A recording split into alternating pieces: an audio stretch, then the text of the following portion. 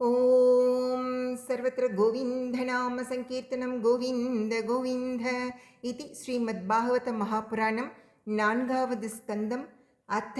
अष्टमोऽध्यायः। मैत्रेय उवाच सनकाद्या नारदश्च रिपुर्हंसोरुणिर्यतिः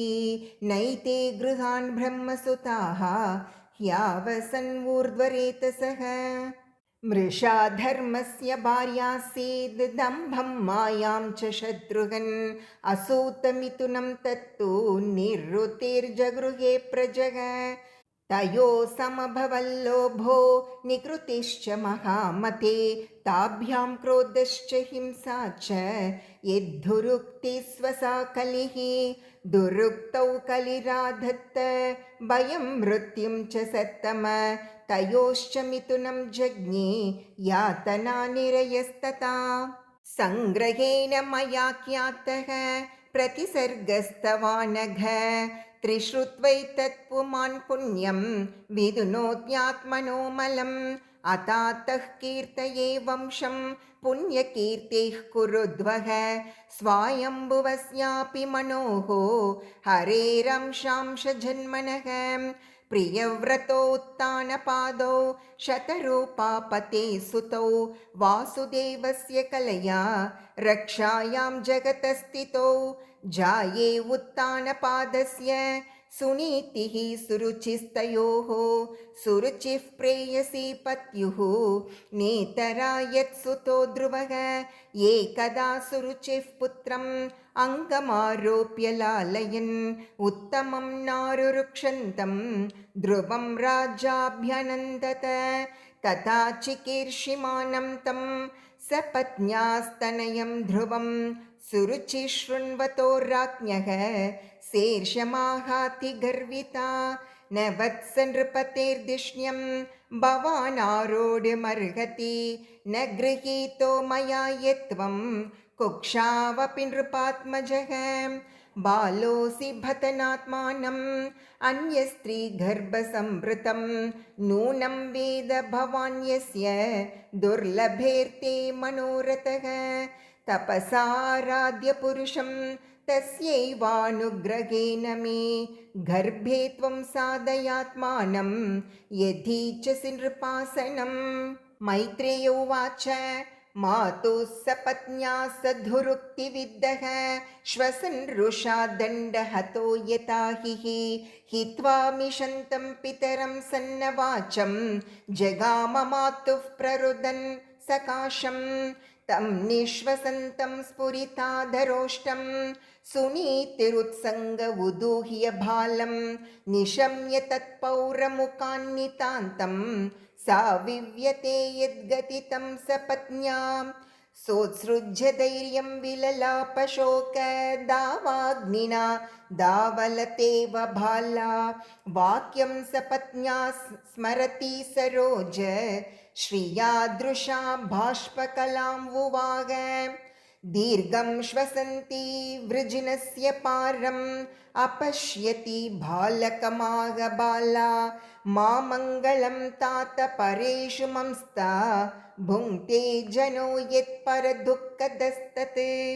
सत्यं सुरुच्याभिहितं भवान् मे यद्दुर्भगाया उदरे गृहीतः स्तन्येन वृद्धश्च विलज्जते यां भार्येति वा वोढुम् इडस्पतिर्माम् आतिष्ठ तत्तात विमत्सरस्त्वम् उक्तं समात्रापि यदव्यलीकम् आराधयोदोक्षजपादपद्मं यदीच्छसे ध्यासनमुत्तमो यथा अस्याङ्घ्रिपद्मं परिचर्य विश्वविभावनाया आत्तगुणाभिपत्तेः अजोध्यतिष्ठत् खलु पारमेष्ट्यं पदं जितात्मश्वसनाभिवन्ध्यं तथा मनुर्वो भगवान् पितामहो यमेकमत्या पुरदक्षिणैर्मकैः इष्ट्वाभिपेदे दुरवापमन्यतो भौमं सुखं दिव्यमतापवर्ग्यं तमेव वत्साश्रयभृत्य वत्सलं मुमुक्षुभिर्मृग्यपदाब्जबद्धतिम् अनन्यभावी निजधर्मभाविते मनस्यवस्थाप्य भजस्व पूरुषं नान्यं ततः पद्मपलाशलोचनाद् दुःखच्छिदं ते मृगयामि कञ्चन यो मृग्यते हस्तगृहीतपद्मया श्रियेतरैरङ्गविमृग्यमाणया मैत्रेय उवाच एवं सञ्जल्पितं मातुः आकर्ण्यार्थागमं वचः सन्नियम्यात्मनात्मानं निश्चक्राम पितुः पुरात्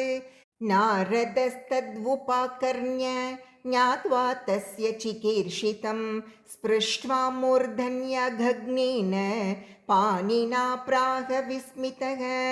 अहो तेजः क्षत्रियाणां मानभङ्गम् अमृष्यतां बालोऽभ्ययं हृदा दत्ते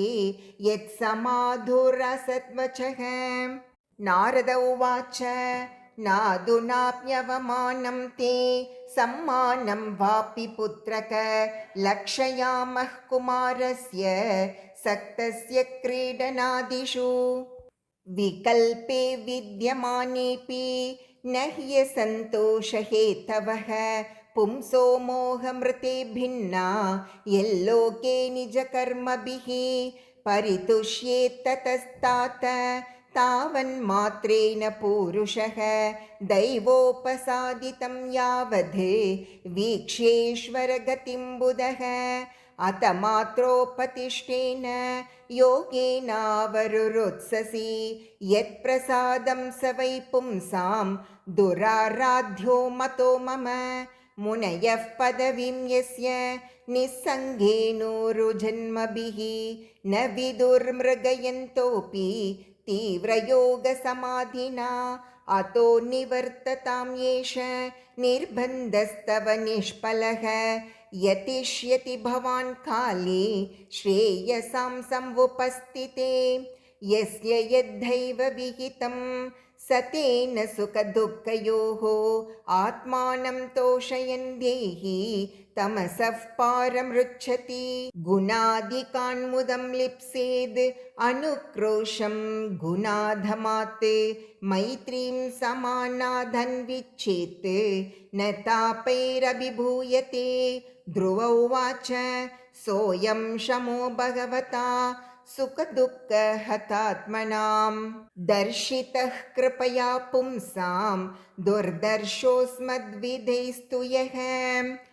अतापि मे विनीतस्य क्षात्रं घोरम् उपेयुषः सुरुच्या दुर्वचो भाणैः न भिन्ने श्रयते हृदि पदं त्रिभुवनोत्कृष्टं जिगीषो साधु वर्त्ममे ब्रूहि यस्मत्पितृभिर्ब्रह्मन् अन्यैराप्यनधिष्ठितं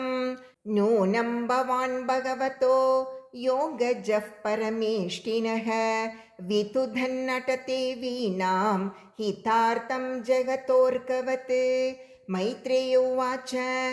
इत्युदाहृतमाकर्ण्य भगवान् नारदस्तथा प्रीतः प्रत्याहतं बालं सद्वाक्यम् अनुकम्पया नारद उवाच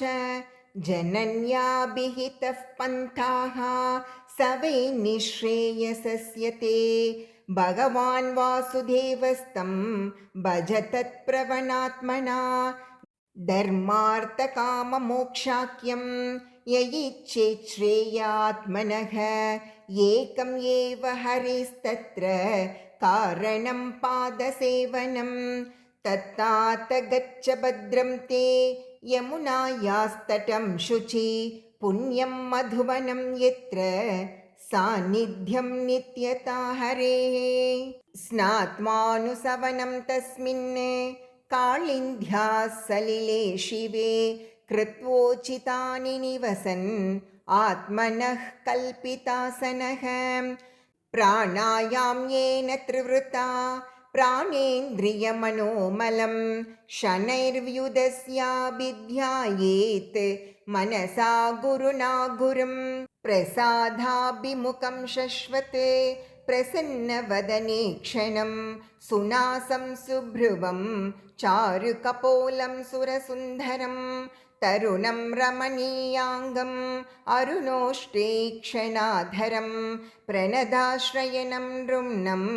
शरण्यं करुणार्णवं श्रीवत्साङ्गं घनश्यामं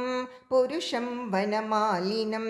शङ्खचक्रकधापद्मैः अभिव्यक्तचतुर्भुजं किरीटिनं कुण्डलिनं केयूरवलयान्वितं कौस्तुभाभरणग्रीवं पीतकौशेयवाससं काञ्चीकलापपर्यस्तं लसत्काञ्चननूपुरं दर्शनीयतमं शान्तं मनोनयनवर्धनं पद्भ्यां नकमनिश्रेण्या विलसद्भ्यां समर्चतां हृत्पद्मकर्णिकादिष्ण्यम् आक्रम्यात्मन्यवस्थितं स्मयमानम् अभिध्यायेत् सानुरागावलोकनं नियतेनैकभूतेन मनसा वरदर्शभम् एवं भगवतो रूपं सुभद्रं ध्यायतो मनः निर्वृत्या परया तूर्णं सम्पन्नं न निवर्तते जप्यश्च परमो गुह्यः श्रूयतां मे नृपात्मज यं सप्तरात्रं प्रपठन् पुमान् पश्यति केचरान् ॐ नमो भगवते वासुदेवाय मन्त्रेणानेन देवस्य कुर्याद्द्रव्यमयीं बुधः सपर्यां विविधैर्द्रव्यैः देशकालविभागवित् सलिलैः शुचिभिर्माल्यैः वन्यैर्मूलफलादिभिः शस्ताङ्कुरां शुकैश्चार्चेत् तुलस्या प्रियया प्रभुं लब्ध्वा द्रव्यमयीमर्चां क्षित्यं वादिषु वार्चयेत् आवृतात्मा मुनिः शान्तो यतवाङ्घं यितवन्यभुक् स्वेच्छावतारचरितैः अचिन्त्यनिजमायया करिष्यत्युत्तमश्लोकः तद्ध्यायेद्हृदयङ्गमम् परिचर्या भगवतो यावत्यः पूर्वसेविताः तामन्त्रहृदयेनैव प्रयुञ्ज्यान्मन्त्रमूर्तये एवं कायेन मनसा वचसा च मनोगतं परिचर्यमाणो भगवान् भक्तिमत्परिचर्यया पुंसाममायिनां सम्यग् भजतां भाववर्धनः श्रेयोद्दिशत्यभिमतं यद्धर्मादिषु देहिनां विरक्तेश्चेन्द्रियरतो भक्तियोगेन भूयसा तं निरन्तरभावेन भजेतादा विमुक्तये इत्युक्तस्तं परिक्रम्य प्रणम्य च नृपार्भकः ययौ मधुवनं पुण्यं हरेश्चरणचर्चितं तपोवनं गते तस्मिन् प्रविष्टोऽन्तः पुरं मुनिः अर्हितार्हणको राज्ञा सुखासीन उवाच तं नारद उवाच राजन् किं ध्यायसे दीर्घं मुखेन परिशुष्यता किं वा नरिष्यते कामो धर्मो वार्तेन संयुतः राजोवाच सुतो मे बालको ब्रह्मन् स्त्रैणेन करुणात्मना निर्वासितः 5 वर्षः सह मात्रा महान् कविः अप्यनातं वने ब्रह्मन् मास्मादन्त्यर्भकं वृकाः श्रान्तं शयानं क्षुदितं परिम्लानमुकाम्बुजम् अहो मे भत दौरात्म्यं स्त्रीजितस्योपधारय योऽङ्कं प्रेम्णारुरुक्षन्तं नाभ्यन्तम् असत्तमः नारद उवाच मामाशु च स्वतनयं देवगुप्तं विशाम्पते तत्प्रभावमविज्ञाय प्रावृङ्क्ते यद्यशो जगत् सुदुष्करं कर्म कृत्वा लोकपालैरपि प्रभुः ऐष्यज्ञचिरतो राजन् यशो विपुलयं स्तव मैत्रेय उवाच इति देवर्षिणा प्रोक्तं विश्रुत्य जगति पतिः राजलक्ष्मीमनादृत्य पुत्रं येवान्वचिन्तयत् तत्राभिषिक्तः प्रयतः ताम् उपोष्य विभावरीं समाहितः पर्यचरद् ऋष्यादेशेन पूरुषम्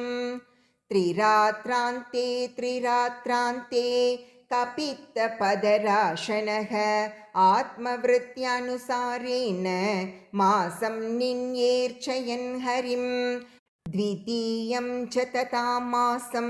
षष्ठेर्भको दिने तृणपर्णादिभिः श्रीर्णैः कृतानोऽभ्यर्चयद्विभुं तृतीयं चानयन्मासं नवमे हनि अब्बक्ष उत्तमश्लोकम् उपाधावत् समाधिना चतुर्थमपि वै मासं द्वादशे हनि वायुभक्षोज्जितश्वासो ध्यायन् देवमधारयत् पञ्चमे मास्यानुप्राप्ते जितश्वासो नृपात्मजः ध्यायन् ब्रह्मपदैकेन तस्थौ स्थाणुर्यिवाचलः सर्वतो मनाकृष्य हृदि भूतेन्द्रियाशयं ध्यायन् भगवतो रूपं नाद्राक्षीत् किञ्चनापरम् आधारं मगधादीनां प्रधानपुरुषेश्वरं ब्रह्मधारयमानस्य त्रयो लोकाश्च कम्पिरे यदैकपादेन स पार्थिवार्भकः तस्थौ ततङ्गुष्ठनिपीडिता मही न नाम तत्राधमिभेन्द्रधिष्ठिता तरीव सव्येतरतः पदे पदे तस्मिन्नभिध्यायति विश्वमात्मनो द्वारं निरुध्यासुमनन्यया धिया लोकानिरुच्छ्वासनिपीडिता भृशं स लोकपालाः शरणं ययुर्हरिम् देवावोचुः नैवं विदामो भगवन् प्राणरोधं चराचरस्याखिल सत्त्वधाम्नः विदेहि तन्नो वृजिनाद्विमोक्षं प्राप्ता वयं त्वां शरणं शरण्यं श्रीभगवानुवाच मा वैष्टभालं तपसो दुरत्ययात् निवर्तयिष्ये प्रतियात्तस्वधाम यतो हि वः प्राणनिरोधासीत्